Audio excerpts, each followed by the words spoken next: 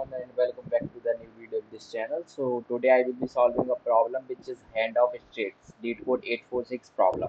So let's see the problem statement. So problem is saying that we have Alice has some number of cards and she wants to rearrange the cards into groups so that each group is of group size and consist of group size consecutive cards. Consecutive cards is basically the cards should be in incremental order and it should be incremental like it should be plus one, like increment y plus one.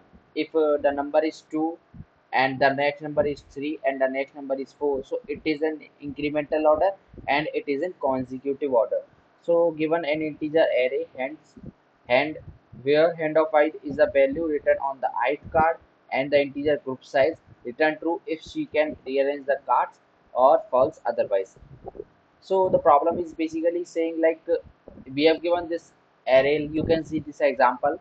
We have given this array 1 2 3 6 2 3 4 7 8 and we have the group size.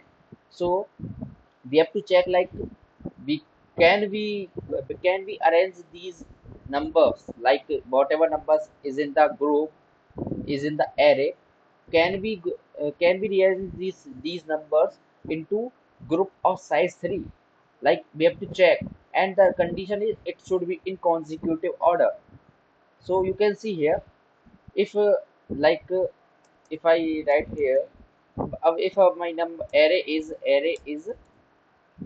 you can see 1 comma 2 comma 3 comma 6 comma 2 comma 3 comma 4 comma 7 comma 8. This is my array, you can see here.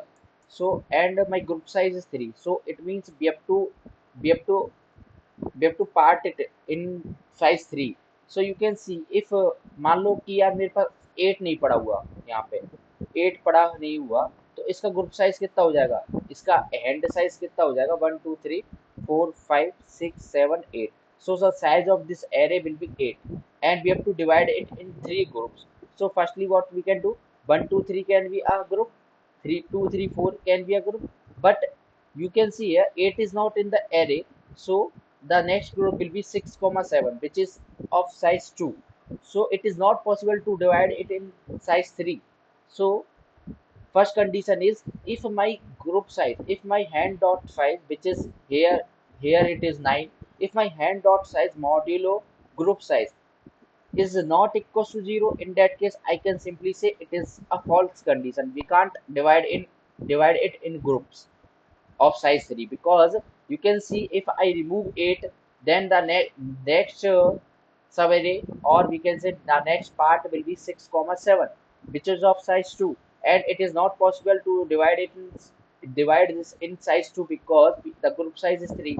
We have to make it in 3 size 3, so it is not possible. So that's why we can write a condition, if hand dot size modulo group size is not equal to 0, then in that case it is not possible, so we have to return false in that case. So after this what we are doing is basically we are dividing it in size 3 and it should be in consecutive order. You can see here, we, after rearranging it, it will be 1 2 3, because 1 2 is coming 2 times, 3 is coming 2 times, so 1 2 3 here. The next group will be 2 3 4 and 6 7 8. You can see here कि यार basically मैं कर क्या रहा हूँ, मैं firstly मैं अपने एरे को क्या कर रहा हूँ, सॉर्ट कर रहा हूँ. तो मैं लिख देता हूँ आफ्टर सॉर्टिंग.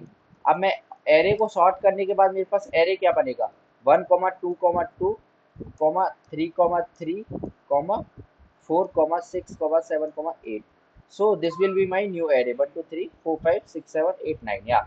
तो after sorting my array will be this. So अब मैं देखूंगा कि यार मैं कैसे इसको बना सकता हूँ.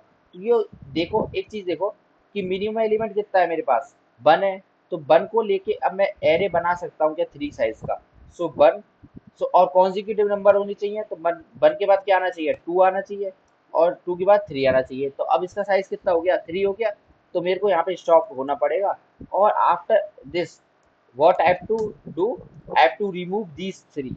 Either I can mark it as -1. So initially I am marking it as -1. So 1 को भी -1 से मार्क कर देते हैं, 2 को भी अब -1 से मार्क कर देते हैं, और 3 को भी -1 से मार्क कर देते हैं. इट मीन्स -1 से मार्क कर रहा हूँ, it means I have used those elements like -1 पे जितने भी -1 पे मार्क कर रखे हैं मैंने, इट मीन्स मैं उन एलिमेंट्स को यूज कर चुका हूँ, तो उसको दोबारा यूज करने की जरूरत नहीं है। अब इसके बाद क्या होगा, अब मेरे पास मिनिमम एलिमेंट कौन सा बचा है, 2 है, तो 2 को ले रहा हूँ मैं। 2 के बाद क्या आना चाहिए, 3 आना चाहिए, क्योंकि कॉन्जिक्यूटिव नंबर होने चाहिए, और 3 के बाद 4 आना चाहिए। अब मेरे पास साइज कितना, ग्रुप साइज कितना हो गया, 3 हो गया, मेरे को रुकना पड़ेगा। अब ऐसे ही सेम -1 से मार्क करना पड़ेगा जिनको भी मैं यूज कर चुका हूँ, -1 से, इसको भी -1 से। Again the minimal element is 6, हमें -1 नहीं देखना है, मिनिमम एलिमेंट अब कितना है इस एरे में, 6 है, तो 6 को ले लिया मैंने, 7 को ले लिया और 8 को ले लिया। अब इन तीनों को भी -1 से मार्क कर दिया। Now you can see we don't have any element except -1, -1 को तो देखना ही है, बिकॉज -1 क्यों कर रहे हैं, ये शो करने के लिए कि I have used that element, so I don't have to use it again. So you can see here there is no element except -1, so we have to stop here। You can see here कि हमने तीन तीन के group size में उसको divide कर दिया है, तो it means it is true to divide it. So you can see example 2, here the group size is 4 and the hand size 1 2 3 4 5 which is 5, hand size is 5 and group size is 4, so 5 modulo 4 which is equals to 1 which is not equals to 0, so in that case I can simply say it is a false condition, so false case आ जाएगा यहाँ पर। so ये इसका approach है।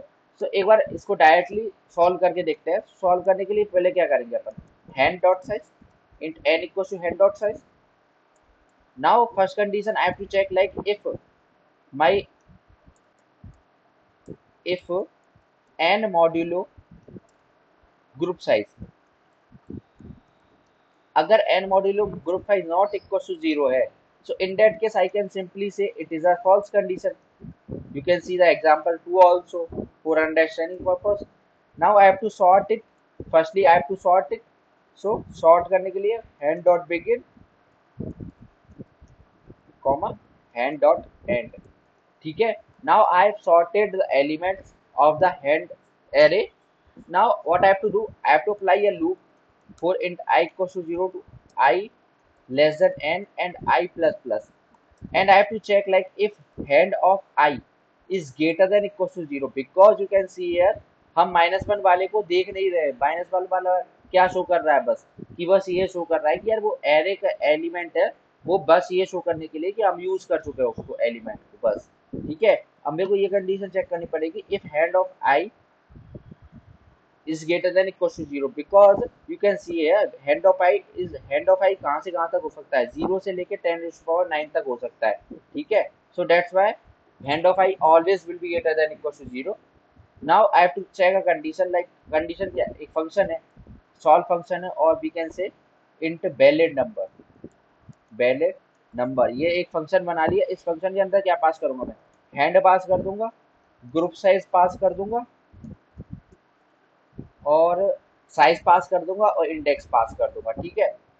If ये वाला जो number है, अगर मैंने इसको वैलिड नंबर है, ठीक है,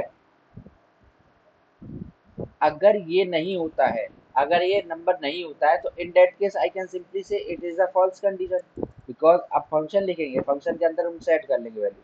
आफ्टर दिस अगर लूप के बाहर आ जाता है, तो इट मीन्स कोई फॉल्स कंडीशन नहीं हुई, तो in that case I can simply say it's a true condition.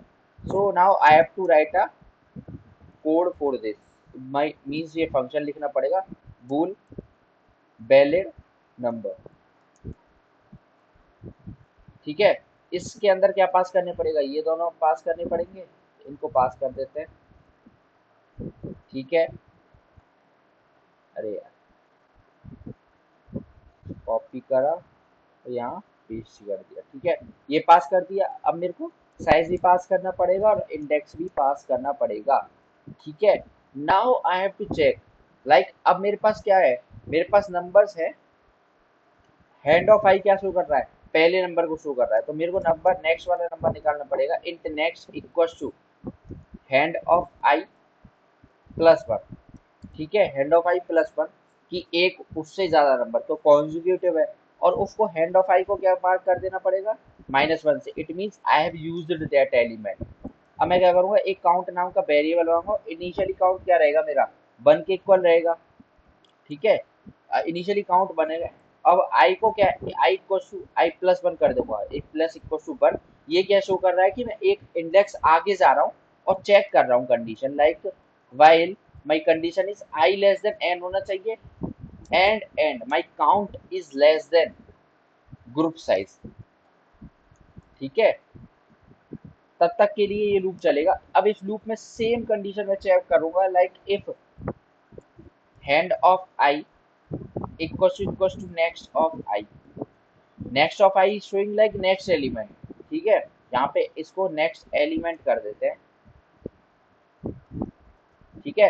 Next, अब नेक्स्ट ऑफ एलिमेंट के इक्वल हो जाता है head of I equal to next element के इक्वल हो जाता है। तो मैं क्या करूंगा, नेक्स्ट एलिमेंट को मैं चेंज कर दूंगा ऊपर वाली कंडीशन के according, next element equal to hand of I. अब मैं सेम ऊपर वाली कंडीशन को यूज करूंगा, plus one and hand of I को क्या कर दूंगा, -1 के इक्वल कर दूंगा। It means it is marked as visited, और means I have used that element already. और काउंट को क्या कर दूंगा मैं, काउंट प्लस प्लस, मतलब काउंट को इंक्रीज कर दूंगा, ठीक है। एंड आफ्टर दिस मीन्स अब वो आई को तो इंक्रीज करता ही रहना ही पड़ेगा, तो आई को तो इंक्रीज कर ही दिया मैंने, ठीक है। और after this what I can return is I have to return like if count equals to group size। so अगर ये हो जाता है तो मीन्स ये वैलिड है। इसको एक बार रन करके देखते हैं।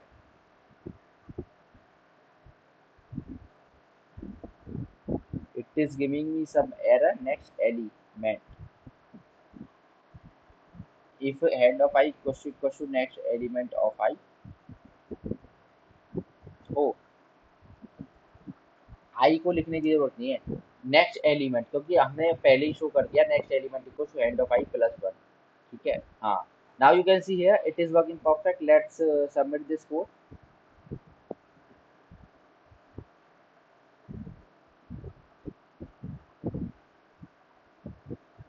You can see here it is working perfect.